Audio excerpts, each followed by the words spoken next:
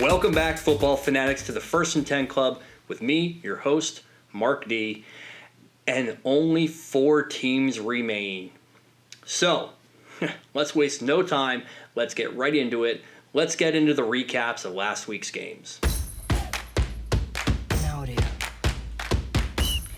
All right, so we're going to start out the games in order, take them in order, and we're going to start with the Green Bay Packers versus the Los Angeles Rams. Now, honestly, in terms of storylines, this game really has the least to offer. Really kind of was a letdown, in my opinion. I expected it to be a lot closer than it actually was. The Rams defense, in my opinion, didn't really show up. I know Aaron Donald was hurting. Look, understandable, great effort that he came out and played. But in terms of the epic matchup between Jalen Ramsey and Davante Adams won. Now, it wasn't a mind-boggling, crazy performance, but Green Bay did a very good job of scheming ways to get Davante Adams open, and you saw the frustration that Jalen Ramsey had when he scored the touchdown early on in the game. On the Rams side, despite the defense not showing, in my opinion, going up against a backup left tackle for Green Bay, Aaron Rodgers did what Aaron Rodgers does. He just worked. The story for LA really was Cam Akers. What a bright future this kid has. I don't want to get ahead of myself. We're going to get into, futures and, fantasy landscape for 2021. But Cam Akers is who we thought he was. Unfortunately, we didn't start to see it until week 13. For whatever reason, they had training wheels on him. The training wheels are off. He had a great day. It just wasn't enough. That's really what this came down to. Aaron Rodgers and the Green Bay Packers found ways to win in all facets of the game. Final score on this one, 32-18, way over the over, which I told you to bet. But I was in on the Rams for the points, and Green Bay covered. So we got that part of it wrong.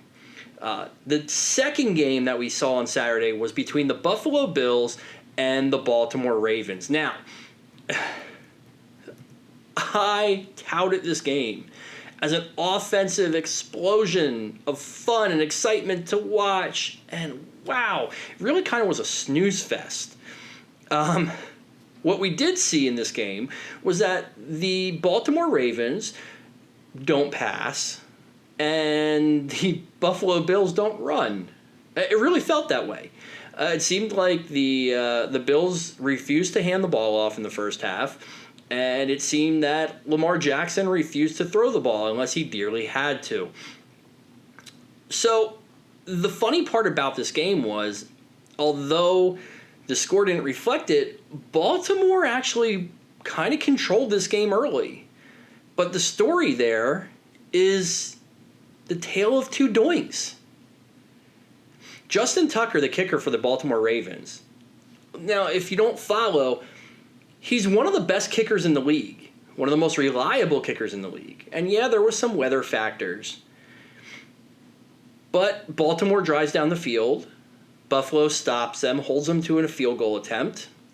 Kick goes up, doink, off the left goalpost. Okay. Next drive, Baltimore drives down the field. Buffalo holds them. Field goal try. Kick is up, doink, off the right upright. Now, maybe I'm making way more out of this than need to be, but when you rely on the fact that you have a player like Justin Tucker, a reliable kicker, who's supposed to come through in big games like this, he came up short. Now, maybe that changes the outcome of the game, maybe it doesn't, who knows. But the fact of the matter is, what was supposed to be probably one of your most reliable parts of your offense, it just wasn't there for you. Now, what was reliable, what was there, was Allen to Diggs. Now, the scary part about it was Allen badly missed a deep shot to Stephon Diggs, which would have made his output for the day insane. It would have put him up over 150 yards and 2 touchdowns. But the connection is still there. It's probably the best in football right now, and that's a big statement because I really think the Allen to Diggs connection is even better than the Aaron Rodgers to Devontae Adams connection. By a little bit. Just a smidgen. But I think it's better. So it ended up being Baltimore's defense versus Buffalo's defense, and Buffalo's defense kind of came out on top on this. And yes, there was a storyline at the end of this because Lamar Jackson was injured. He was knocked out of the game. But for me, I don't think it had anything to do with the outcome. This wasn't a situation where the Bills were trailing and Lamar Jackson got knocked out of the game and they came storming back. No, the Bills pretty much controlled the Ravens all day. Not a crazy offensive output, like I said, but they got the job done, and a W's a W, and they're going on to the AFC Championship game. Final score, 17-3. Bills cover by a big margin, which is great. So that takes us into Sunday's games. And the first game on Sunday was Kansas City versus the Cleveland Browns. Some people dub this the Insurance Bowl, Progressive Insurance versus State Farm. But what really came down to is the clock has struck midnight for the Cleveland Browns. The Browns couldn't get their running game going, and because of that, they're going home. Now, there's a couple of very interesting storylines in this game, and the first one comes in the first half. Pass to Rashad Higgins. He's going towards the end zone. He fumbles. The ball goes out of the back of the end zone. It's a touchback turnover to Kansas City. Now, people are going to argue about this that, well, it was an illegal helmet-to-helmet hit. Okay, I've seen the video. But there's a couple of things, a couple of layers to this onion. So we're going to peel it back a little bit. Now, first things first. No risk it, no biscuit. Okay. Rashad Higgins, even with the hit, he's doing everything in his power, just like any player in the NFL would, to try and score on that play. So he stretches out as far as he can. He exposes that ball. He puts the ball at risk.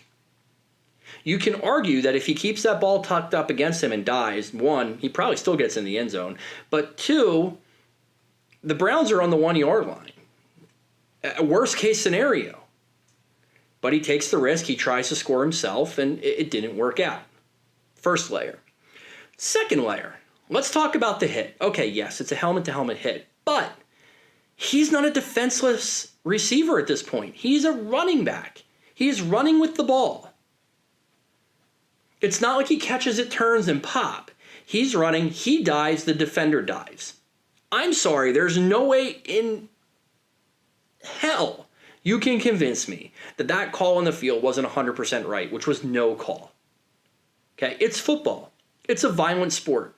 Helmet-to-helmet hits happen all the time. Ask running backs. Okay, it happens. Just so happened in this case, he didn't hold on to the ball goes out of the back of the end zone, and it results in a touchback and Kansas City's ball. Now, the final layer to this onion. People are starting to come out and say that this is a crazy antiquated rule. Antiquated, not annotated.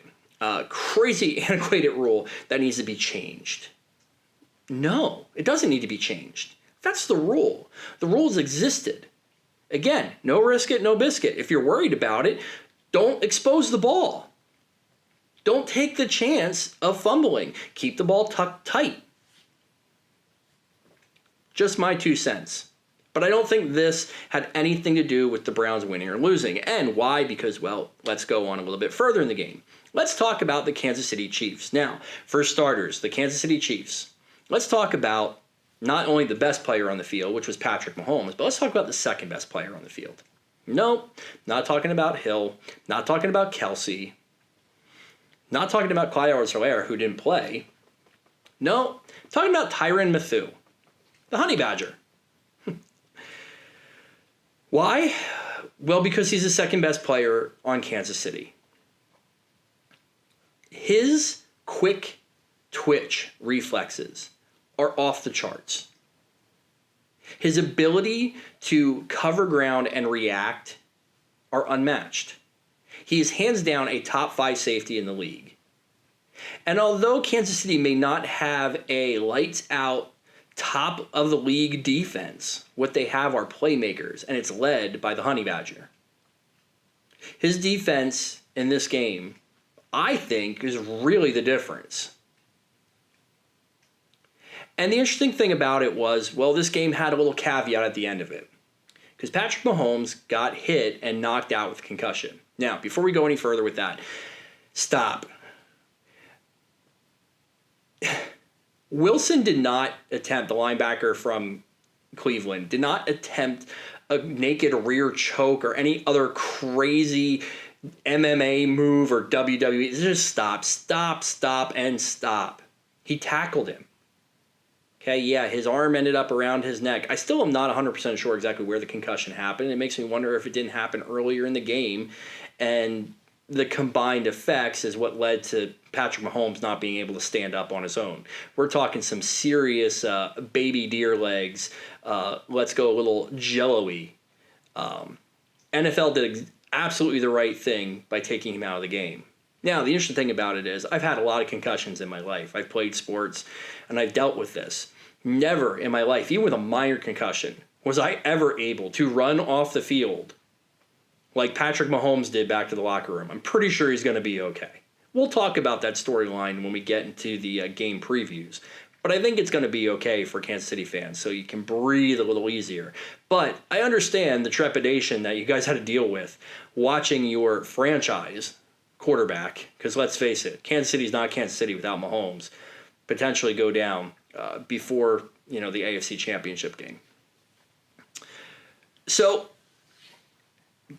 Cleveland has every opportunity now to upset Kansas City, and they make it close. They bring it within one score, but Chad Henne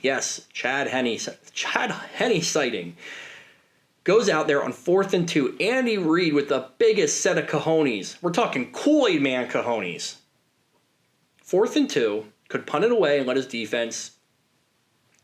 Nope, he lines up. So, of course, all he's going to do is he's going to have Henne go out there, do a hard count, and try and draw the Browns off sides and put an end to it. No, he snaps the ball. Not only does he snap the ball, he doesn't even snap the ball for a sneak, doesn't snap the ball for a run. Nope, they are in shotgun. He throws the ball, picks up the first down, game over. Chiefs advance to the conference championship. 22-17. The Browns cover ultimately but lose the game, which is what I thought was going to happen here. And then it leads to the last game of the divisional series, which was the Saints versus Tampa Bay. The two future Hall of Famers going head-to-head in Drew Brees and Tom Brady. And the question of was it going to be possible for the Saints to make it 3 in a row?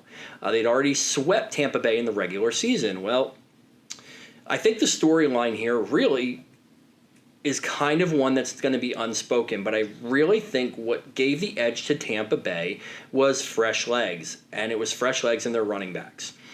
Ronald Jones didn't play last week. He's been nursing a quad injury, and even though he was back this week, the game started with Leonard Fournette, and Leonard Fournette looked like he had some serious pop. And then on top of it, you had Ronald Jones come in late in the game and basically run out the clock and put an end to it. The other storyline here was, on the other side of the ball with the Saints, Michael Thomas is held without a catch. Yeah, Michael Thomas. Now, it's come out that he's battled injuries and tried to play through these injuries in order to try and make one last run with Drew Brees to the Super Bowl. Well, obviously it didn't happen. He's gone under surgery or going under surgery. We wish him a quick recovery because, let's face it, when he is healthy, he is one of the best wide receivers in the league. But the biggest play in this game was a 56-yard touchdown pass to Traquan Smith. So Brees had that. Oh, no, Brees didn't have that go for him. That was actually off the arm of Jameis Winston on a trick play. Very, very well orchestrated trick play. But the truth of the matter is Drew Brees really struggled through this game. I mean, really struggled through this game. Quite a few interceptions, maybe not all his fault, but, it really makes you wonder. it makes you think. There's been rumblings. There's been rumors. Brees himself says he's going to take time to think about it. But you have to think that this is goodbye for Drew Brees. You have to think that we've seen the last of him. And look, nothing takes away from his career. He is hands down a Hall of Famer. He's one of the 10 best quarterbacks to ever play the game without debate, in my opinion. So even though there were rumblings about Peyton should have benched, just stop. You don't bench Drew Brees. They were in this game. It just didn't work out for them. There's always a winner. There's always a loser. And let's face it, I'll talk about this a little bit more, but I think, in all honesty, we might have seen who the league really wants to win. I'll leave it at that for now. Final score in this game, 30-20. Tampa Bay pulls out the big underdog win here. And like I said, I think it's just like the league wanted. All right, so that is our recap of last week's games. Now, before we get into the conference championship week, let's talk about some NFL news. All right, so really our NFL news that I want to cover this week really revolves around the coaching carousel. So to start this out, you had 4 coaches get fired in season. And 3 coaches get fired in season. You've had 4 fired since the season ended. Jacksonville, the Chargers. Of course, you had Philly and the Jets decide to part with their coaches after the season. And then you had, of course, the Falcons, Detroit, and Houston do it in season. So 7 vacancies, 7 openings right now for head coaches. And surprise, surprise, we're not wasting any time filling them. And 5 of those jobs are already spoken for. You already have, from what's being reported, Dan Campbell, the New Orleans assistant head coach, taking the job in Detroit. You have Brandon Staley not moving very far, basically moving his office across the hall, as the Rams defensive coordinator is now going to be the LA Chargers head coach. Atlanta has decided to take on Tennessee's offensive coordinator in Arthur Smith. The New York Jets have brought in Robert Saleh. And Jacksonville brings in Urban Meyer. Now, that's the interesting one because, well, it seems like Urban Meyer was pretty much their decision all along, which then brings into the question of, did they do their due diligence in regards to the Rooney Rule? And now we're back to that whole debacle. So of these 5 vacancies, we only have 1 minority coach hired, and there's only 2 vacancies left, and that's Houston and Philadelphia. And surprise, surprise, look, I get the Houston situation, but these 2 positions really are the least desirable of all the vacancies. And that's surprising because Philly just won a Super Bowl a few years ago. So let's talk about the Houston situation. Well, we know why that situation is really the pits, crap, dog, whatever you want to call it. We talked last week about Jeff Easterby and his involvement there. Your all-pro franchise quarterback has pretty much said, well, I don't want to play for you anymore. He's not even returning phone calls. Talk about toxic situation. Toxic doesn't even begin to cover it. So it does look like Deshaun Watson is going to be traded, and maybe that's a good thing because, well, they have no draft capital. They literally have no draft picks. They've traded them all away. So maybe trading him will allow somewhat of a rebuild. I talked about this being a potential good thing back in the middle of the season, but I kind of was hoping that it could be something that it was on their terms. Now it's everyone in the league knows that Watson wants out. And I think that automatically drives down the asking price a little bit. So what teams are potentially in the running for Watson? Well, I don't know. Washington? Yeah, I'm sure Washington would love to have him. I would love to have Deshaun Watson throwing to Terry McLaurin and being the face of our franchise. But I don't think we have the draft capital or are willing to give up the draft capital it would take to get him. Same thing can be said for San Francisco. I think San Francisco would love to have Watson. I know they might feel they're only a quarterback away, but I don't think they are willing to give up what they would need to give up either. So, okay, well, where does he go?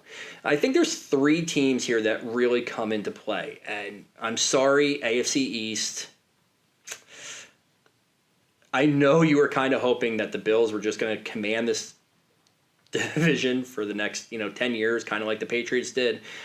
But I have a hunch Watson might be coming to the division. I really do. The 2 most obvious landing spots are Miami and the New York Jets. Why? Well, let's start at Miami.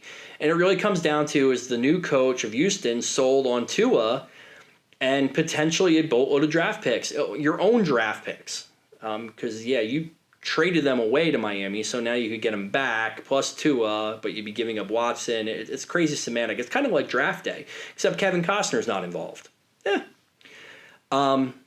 So that could happen. That's a very viable landing spot. The other possibility is the New York Jets. Now, hear me out. I know that probably sounds crazy, but maybe Saleh doesn't want to deal with a rookie quarterback. Maybe he would prefer to trade that 3rd overall pick and your 2nd pick that you have in the 1st round this year and maybe a pick next year and whoever to get a Deshaun Watson and just solidify that position right off the bat. Because let's face it, that's really what you want as a new coach coming in, is to be able to partner yourself with a elite franchise quarterback. Well, I think this would check those boxes off. I think people would agree with me on that. So I could see the Jets being a landing spot. And then I'm going to give you a dark horse option here. And it is a dark horse. I don't necessarily know what would happen, but this is the one team I could see literally packaging just a boatload of picks and kind of mortgaging the future to go out and get Watson. And the reason being is because they just can't get the quarterback position right. And that's the Denver Broncos. I mean, think about it. I know there's some spots that they need to fill, but if you go out and you get a Watson and then have him throw to the likes of Jerry Jeudy, KJ Hamler, Cortland Sutton, Tim Patrick is your 4th option, Noah Fant, that's a pretty dangerous offense right off the bat. It wouldn't surprise me. I wouldn't be stunned to see a move like that happen. So there's Houston. And then now you have the Philly situation. Why is Philly undesirable? Well, it really comes down to the owner and GM kind of man love you have going on. And I don't know what's going on between Lurie and Howie Roseman, but it seems that Howie Roseman can do no wrong. And Carson Wentz won. I think Carson Wentz is why Peterson is not there. It wasn't because Peterson was a bad coach. It's been reported it was because there was a difference of opinion. I think the difference of opinion in the future of the franchise was Lurie wants Carson Wentz to be the starting quarterback and Peterson doesn't. I think it's pretty much that simple. So now as a coach coming in, do you really want to have those types of things forced to you? Don't you want to be able to pick your coaches, pick your players? I mean, ultimately your success depends on it. So I don't know how desirable of a situation for that. Now, we talked about this already. You only had one minority coach hired. There's already kind of a list of players who are interviewing, and it might be the only minority coach hired. And the screwed up crazy thing of this is Eric Bienemy, the probably number 1 candidate, maybe 1A to Saleh, is potentially on the outside looking in again. And I just can't wrap my head around it. I really can't. This guy deserves the chance. He deserves the option. All I can say is we'll wait and see. But that pretty much covers NFL news right now. So, all right, let's get to it. Without any further ado, it's Conference Championship Week. Let's break it down.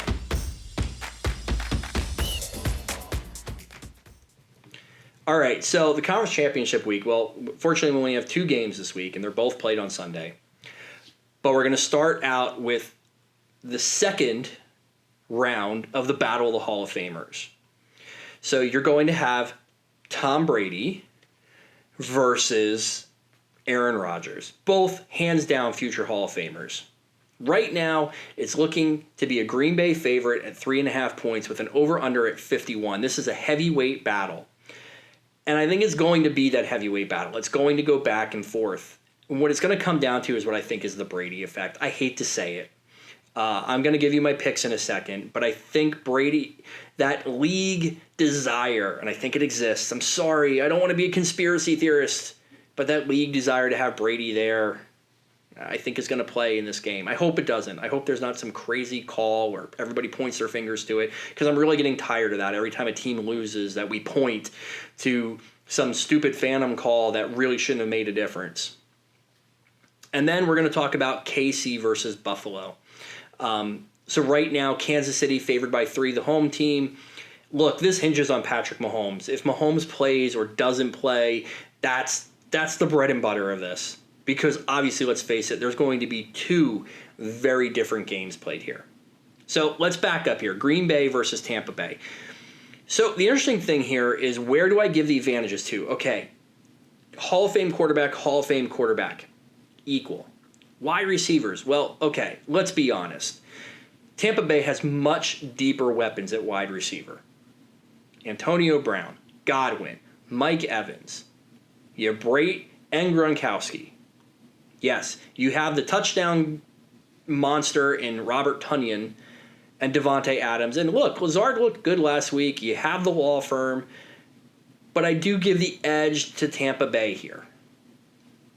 Where I give another edge to Tampa Bay is in the running game. And it's not because of the running backs. I think Aaron Jones is a much better running back than anyone Tampa Bay has.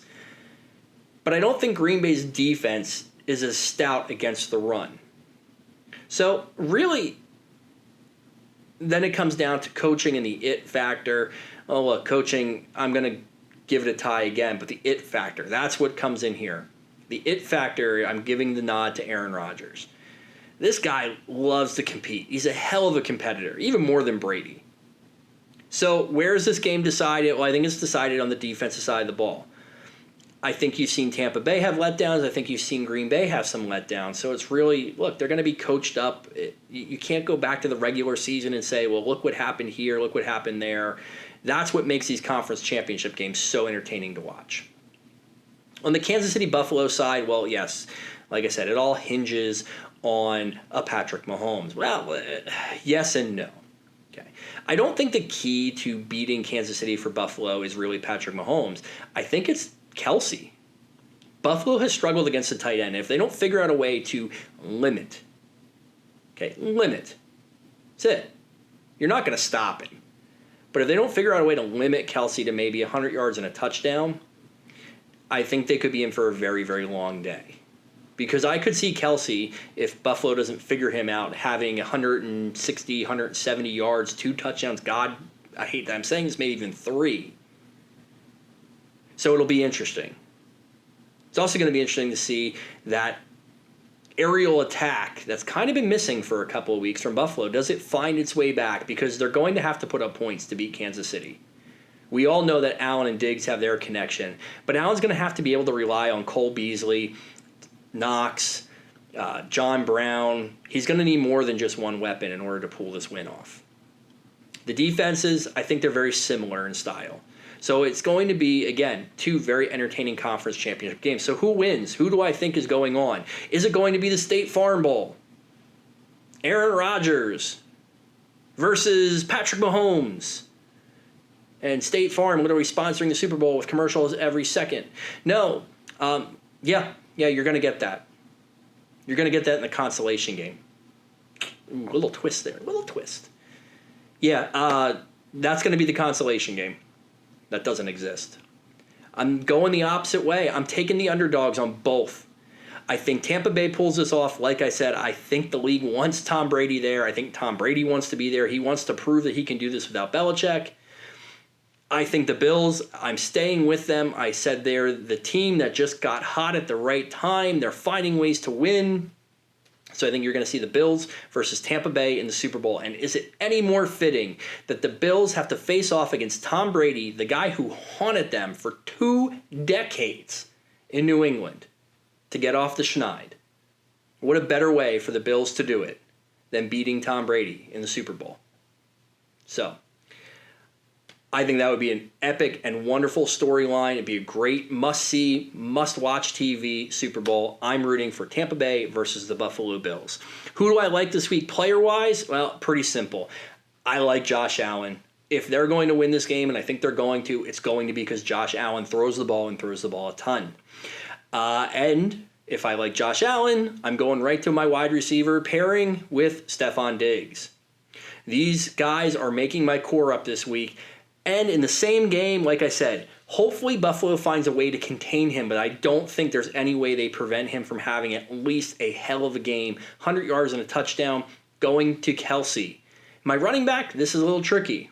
Going with a little bit of maybe shot in the dark on this one. What did it for Tampa Bay in the conference or in the divisional round was fresh legs. And because of that, I think the running back that makes the biggest impact this weekend is Ronald Jones. That's right, Rojo. He came in to close the game out, but he's got the fresher legs now, the two, between him and Leonard Fournette. Now, I think Fournette will be involved, but I think Rojo breaks off a couple of big runs in this game. I think he is the top running back to own this weekend. That's my core, my recommendation. We're kind of moving through it here, and without further ado, with that being said, let's run out the clock. No, dear. All right. I hate to always go negative when I'm running out the clock, but I just can't pass this one up. Let's go visit our favorite, loud, obnoxious host on ESPN, Stephen A. Smith. Because yet, once again, you've open mouth, inserted foot, and you look like an incompetent analyst on what's supposed to be the premier network for sports television. If you don't know what I'm talking about, well, leading up to the games, Stephen A. Smith was having a wonderful conversation and talking so eloquently about Drew Brees' retirement from the sport of basketball. That's right, we all know him. Future Hall of Fame. I think he was a power forward, maybe he was a point guard. He was a basketball player, right? Come on. Look, I'll be perfectly honest. I always liked Stephen A. Smith as a basketball analyst, and in all honesty, ESPN, please put him back to being a basketball analyst. When you purged your staff and you let people go, analysts go that actually can go out there and give good advice, good takes, good opinions, and you keep him. He has his own show. He gets to talk about everyone. Yeah, I get it. People talk about him, so they love him. No publicity is bad publicity. Yeah, great, yada, yada. It's just a bad look. It's bad on your part, ESPN, that you just keep turning a blind eye. The fact this guy keeps rambling about stuff, he has no idea. And in all honesty, all it looks like is you're paying a guy to go out there and spew whatever he wants to spew without doing any work. I love all sports. I'll tell you right now, I'm never going to sit in on any type of show and give my opinion on hockey. I like watching it. I'm a Flyers fan. I know some of the players. That's about it. It's not my sport. It's not where I really put my effort. Football is where I put my effort. That's where I study. That's where I watch film. Yeah, I can give some opinions on basketball and baseball. I'm not an expert there either. But I would tell you this, if you ask me to talk about basketball and baseball, I'm definitely going to do my homework, and I'm definitely going to only talk about things that I know to be true, instead of fabricating storylines with diarrhea of the mouth. So, yet again, Stephen A. Smith, a big thumbs up, because we all know you're the standard, right? Note the sarcasm. All right, so on to better things, okay? I'm looking at doing a new segment starting next week where I'm going to encourage you guys to reach out to us. Please email me your questions, direct message me, hit us up on Twitter, comment in the section, under the video, whatever you want. If you have questions, you have things you want us to address or me to address or talk about, please do so. Please let me know what you'd like me to talk about. I'll do my best to answer those questions or give you my opinion about them. It can be about free agency moves, a coaching hire, why somebody was interviewed, whatever. I don't care. All right. So with that being said, though, I kind of foreshadowed to part of the reason we're doing this. And I swear this actually, this idea came from our new producer. But right after we had that conversation, I actually got a direct message from somebody who's watched the show a couple of times, and I'm going to read it for you. Dear First and 10 Club, I want you to know that the fantasy gods smiled on me this year. It's only my second year playing, and after finishing last a year ago, I won my league this year with only making 2 moves all season. Trust me, the team I drafted was more luck than skill. Hopefully you get a kick out of my drafted team. Now I hope my luck continues and carries over to my Packers. Chad H. Chad H is from Wisconsin, and obviously a Packers fan there. And he did send me a screenshot of his draft results. This was a Yahoo League. I'm going to run through for you who his team was. This was the core makeup, 15 players of his team. And dear Lord, luck doesn't even begin to cover it. If this wasn't planned, if it was planned, I need to get you on the show, Chad. So reach out to me. I'd love to talk to you. Hopefully we can make that happen.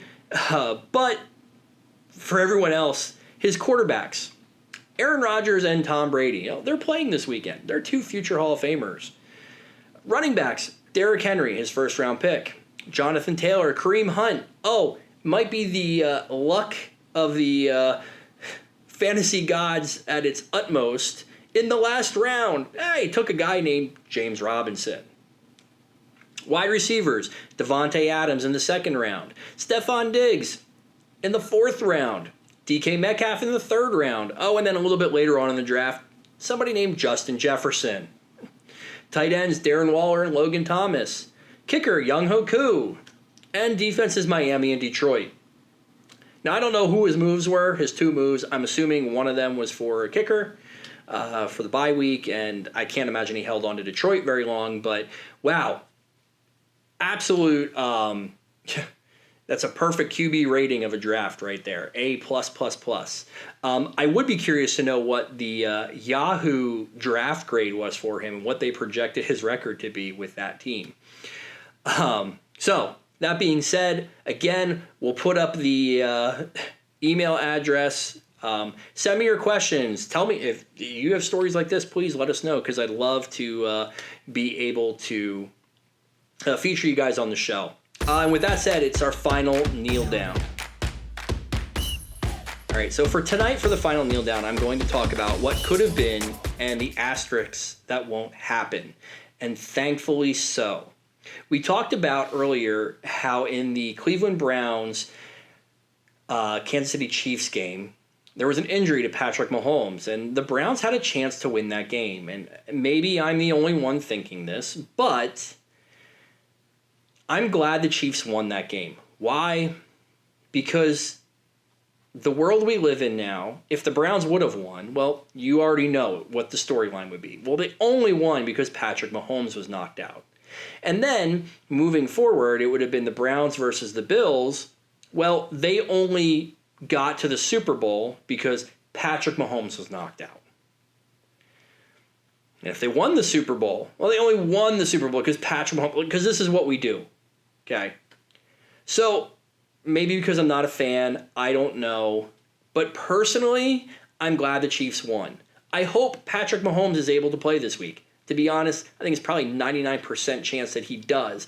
Fingers crossed, because 1, I think the Bills can win.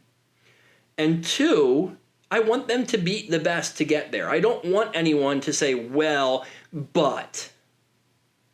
So, I'm very happy that things unfolded the way they did. Now, hopefully, Mahomes is able to play this week, and my predictions continue, and we have a Tom Brady-led Buccaneers versus Josh Allen-led Bills in the Super Bowl. But we don't want to get too far ahead of ourselves now. So that's our show. For the First and 10 Club, I'm Mark D. Thank you to my new producer, Mike Brindisi. Look forward to talking to you guys next week. And with that being said, let's go football.